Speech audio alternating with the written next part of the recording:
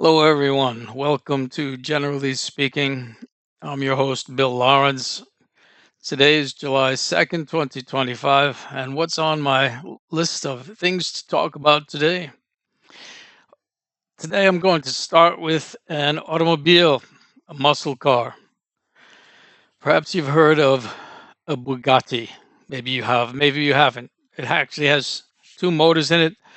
This car is like a fire breathing monster, but that's not the car I want to talk about. The Bugatti is actually the kind of car you would say, no, too slow when you're looking for this car, which is a Ruggiero. Ruggiero. It's made by one of those Scandinavian countries, maybe the one where Saab comes from. Can't quite remember. But the horsepower on this thing is 1,500. And while most cars are spoken of how fast they can go from 0 to 60, this one is how fast it can go from 0 to 250, which it does in under 20 seconds. It's quite a car. In fact, the little video I was watching on it said it's not a car, it's a controlled detonation with seats.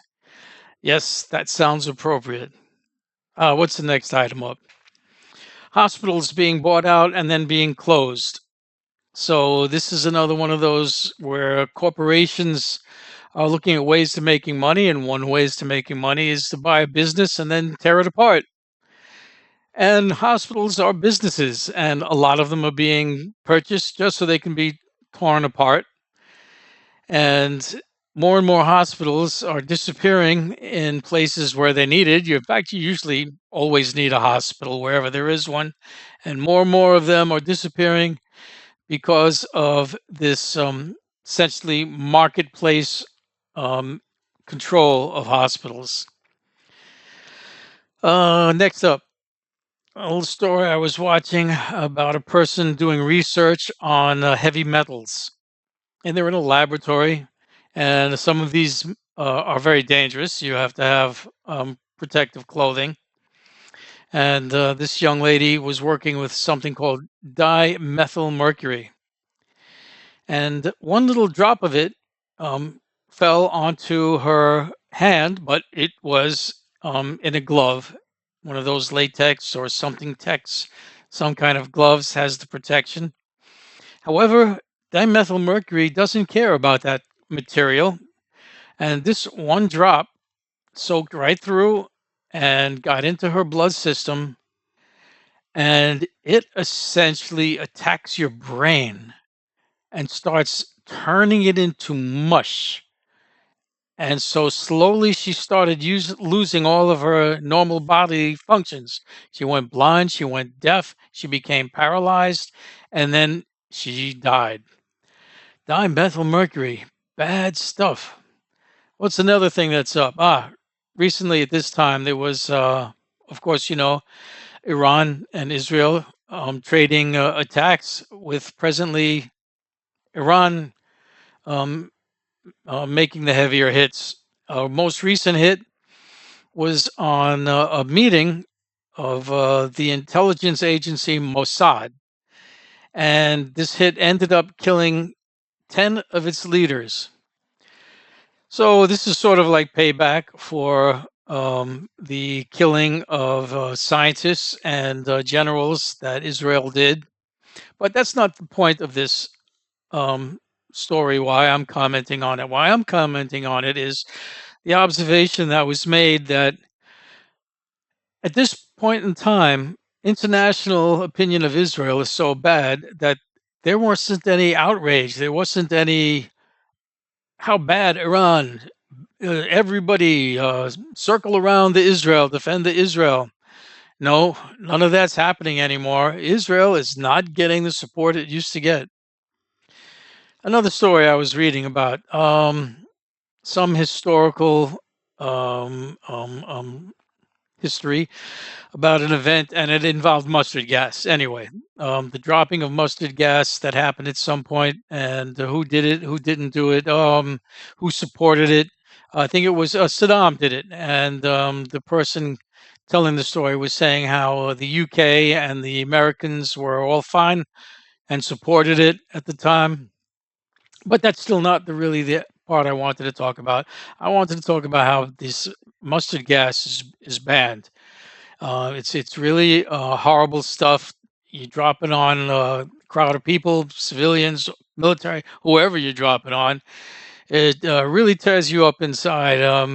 Wreaks havoc with your lungs and internal organs, and it's banned. And I thought, it really just doesn't make sense that they're going to ban this stuff.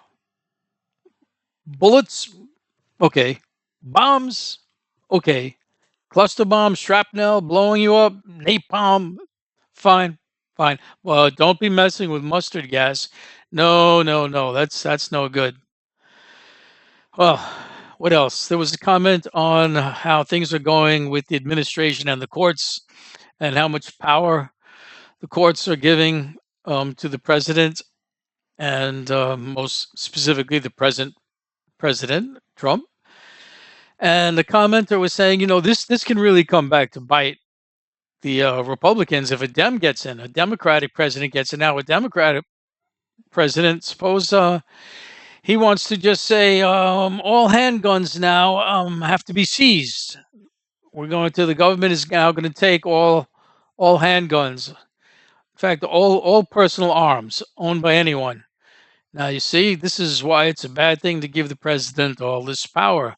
The Democratic president could do that. And I'm thinking, who's going to enforce it? Collecting these guns, it would be the police, but they won't do it. This is just another in your face observation that laws really don't mean anything. They're there for us to hang a hat on, so to speak. Bottom line is, what are humans going to do? Follow them or not? And that's what it really comes down to as far as that goes. So what else we've got? There was a shooting. Some crazy person killed a couple of Democratic representatives, his husband and wife. And it was totally a politically motivated thing. This wasn't just a breaking and entry in a house. And so it was the Democrats that were killed, and there wasn't nearly as much fuss and all raising of heck and hell about the politician being raised as there would have been if it was a Republican. The GOP, the MAGA people, would have been going nuts. Instead, you almost hear nothing about these Democratic representatives that were killed. But if that isn't bad enough, the really point that I wanted to make about this was how this piece of crap president that we have behaved to it. There are so many stories, so many ways in which this man is horrible. Asked whether he would call the governor, give some words of condolences, say whatever is customary. Trump said, "Oh, the governor Tim Walz, he's whacked." Says, I'm not going to call him. This is the kind of person that Trump is. It's so horrible in so many ways. All right, then we got next thing up, a new plan to house all the immigrants that are being swept up. When you sweep them up, you have to have a place to hold them. Even if your plan is to deport them, you've got to hold them for a while until you can deport them. And we're running out of places. So they want to open up a new facility, create a new facility in Florida in the middle of a swamp. And my first thought was, well, there's some old closed down, not being used facility anymore that they're going to use. And it turns out, no, actually, there's nothing there but some open ground that they're going to put tents, have these people in tents. Oh, I don't know if last time you've been in a tent, but tents don't usually have air conditioning. And this is the middle of a swamp where there are mosquitoes, there are alligators, there are pythons, and there's nothing protecting the people there. And you're going to die just suffocating in the heat of this place. These people, these Republicans, GOP, they're sick people. That's another comment going on now. Young man running for governor of South Dakota. What makes this noteworthy is number one, he's an American Indian, so it'll be the first American Indian to be governor. But the really notable thing about it is he's only 19 years old. 19 years old. I didn't think such a thing was possible. I know in the presidency, I think you have to be 40 something years old to be president, but I guess governors are not the same. Anyway, it's amazing. Really, congratulations to this fellow. And it's not like he's actually there yet. He has to get signatures. He's at the stage of getting enough signatures so that he can be in the running. But I think that's amazing. A 19-year-old, good for him running. What else we have here on the radar? Wheat, U.S. wheat. We're doing things really wrong. There's just no coordination. There's no understanding of what's going on.